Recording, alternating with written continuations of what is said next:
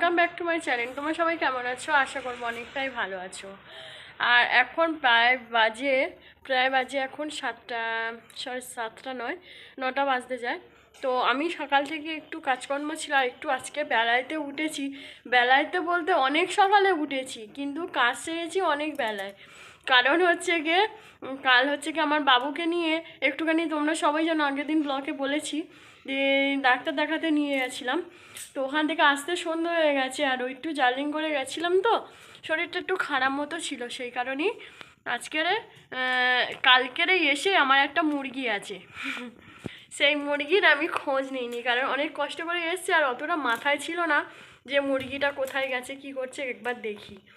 তো সেই হিসাবে আমি তো দেখিনি। আর আজকের ভোর তখন 5টার আগে উঠেছি আর কি। উঠেই দেখি না আমার মুরগি ঘরে মুরগি নেই।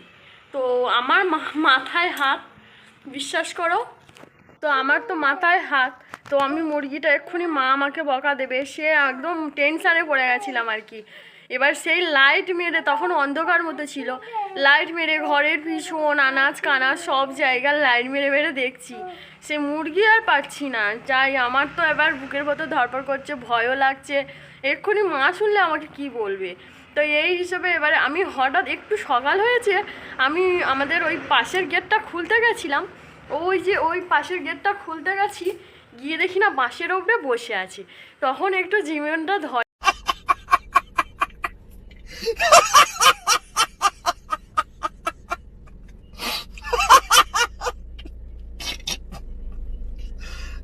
ভগবান এসছে, তখন অনেকটা বেলা হয়ে গেছে। তো ওই জন্য উঠেছি অনেক সকালে, কাজ সেরেছি বেলায়। তো কাজকর্ম সারা কমপ্লিট হয়ে গেছে। জামা কাপড় কালকের একটু ডাক্তারখানা গেছিলাম, সেই জামা কাপড়গুলো অনেকগুলো সবগুলো কেচেও দিয়েছি। এমনি কলে জল টল এনেছি, সব কিছু এনেছি। এখন প্রায় 9টা বাজতে যায়। এবার আমি যাব একটু বাজারে হচ্ছে কি ওর একটু ভালো মন্দ, মানে জ্যান্ত মাছ সব রকমভাবেই একটু খাওয়াতে বলেছে, মানে ভালো মন্দ সব রিচ খাবার হলেও বাড়িতে বানিয়ে খাওয়াতে বলেছে, বাইরের জিনিস একদম খানো বন্ধ।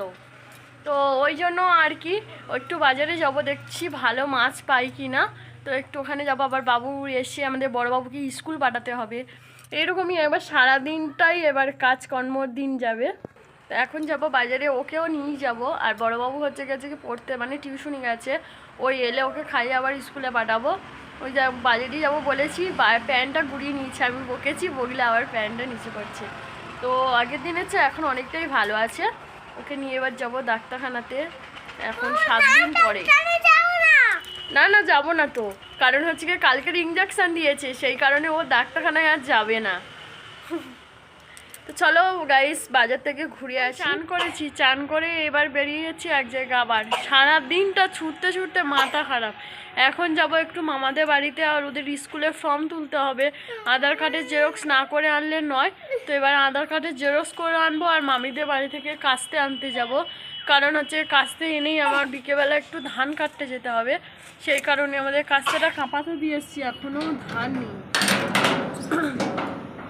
এই জন্য মামাদের বাড়িতে যাব। ঘরে দৌড় দিয়ে মানে 3বার দিয়েছি। এবার চলো, অনেকটা বেলা হয়ে গেছে, এসেই রান্না বসাবো। আসো। তো এখন বিকেল হয়ে গেছে। তো আমার একটা সৎ শাশুড়ি, মানে শাশুড়ি মা এসেছিলেন। তো উনি এখানে থাকে না আমার কাছে। তো ওনার বাড়ি হচ্ছে গিয়ে সেই গোপালগঞ্জে বলতে গেলে।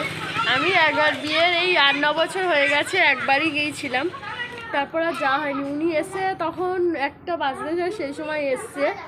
তারপরে আর আসিনি, এসেই খাওয়া দাওয়া করে, আর আমি সেই সময়টা ভিডিও করার সময় পাইনি। এসেই মানে খাওয়া দাওয়া করেই মাত্র বেরিয়ে গেছে। আর তোমার দাদাভাই দুপুরবেলা বাড়িতে আসেনি, ভাত খেয়েছি, এখনও এঁটো বাসন তুলিনি। এবারে এঁটো বাসনটা তুলবো। জামা কাপড়ে পোটের মধ্যে কাঁড়ি করা আছে, এগুলোও গুছাবো। জামা কাপড় গুছাবো, সব কিছু ঘরটরগুলো একটু গুছাবো, এলোমেলো হয়ে পড়ে আছে। আর বাবুরাও শরীরটা এখন আগের চেয়ে এখন অনেকটা ভালো আছে। তো ওকে ডাকবো, এখন ওষুধ খাওয়াবো, কারণ ওর একবারই ওষুধ এখন খাওয়ানো হয়নি। ওই ঘুরছে বাবু এখন, দেখো। অপুসোনা শাশুড়ি মা আমাদের জন্য কি নিয়ে এসছে দেখো, ঠান্ডার সময় পানি ফল আর আপেল আর বেদানা। তো ঠান্ডার সময় তো কী হয়েছে, নুনোর যেহেতু শরীর খারাপ বলে ওনার ঘরে ডিশি ডিম ছিল, ডিমও এনেছে, 6 পিস নিয়ে এসেছিলো। তো 2 পিস সিদ্ধ করে খাইয়েছি আর 4 পিস আছে। আর তোমার দাদাভাই এখনও আসেনি, আপেলটা বেশ ভালোই লাগছে, তো খেয়ে কীরকমই লাগবে জানি না আদৌ। বেশ এখন অনেকটাই ঠান্ডা পড়ে গেছে, আর তোমার দাদাভাই এই মাত্রই এসেছে, এসেই আর ঘরে একটু রেস্ট নিচ্ছে। চলো যাই, তোমার দাদাভাই কি করছে দেখি। জানি ভিডিওটা কেমন ঝাপসা ঝাপসা লাগছে, কারণ এদিকটা অন্ধকার মতো, সেই কারণেই। আর তোমার দাদাভাই এসেই ওই স্নান টান করে একটু রেস্ট নিচ্ছে। আমাদের বড়বাবু সারাদিন স্কুল টিউশনি করতে করতে ও ক্লান্ত হয়ে গেছে, ওকে খাইয়ে দিয়েছি, ও ঘুমিয়ে পড়েছে। আমাদের অপু সোনা আগে যাচ্ছে, এখন অনেকটা সুস্থ আছে, ওর বাবা এসছে সারাদিন পর, তো এসেই একটু বাবার কাছে শুয়েছে আর কি। আর তোমার দাদাভাই তো এমনি সময় বাইরে থাকলে সেটা আলাদা বিষয়, ও যে সময় গাড়ি যায় সারাদিনটা গাড়ির মধ্যে। আমাদের হলে আমরা একদম সহ্য করতে পারবো না, কারণ সারাদিনটা গাড়িতে ইচ্ছেবেলায় ফেরা একদম এ কষ্ট সহ্যই করতে পারবো না। কিন্তু তোমার দাদাভাই কষ্ট সহ্য করতে করতে ওনার প্র্যাকটিস হয়ে গেছে, আমরা পারবো না।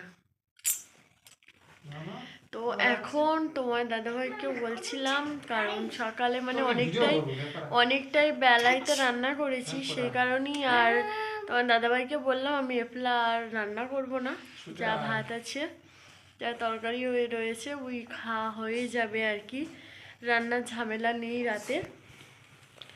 আমাদের অপু সোনা চলে এসছে, ঠান্ডা লেগেছে।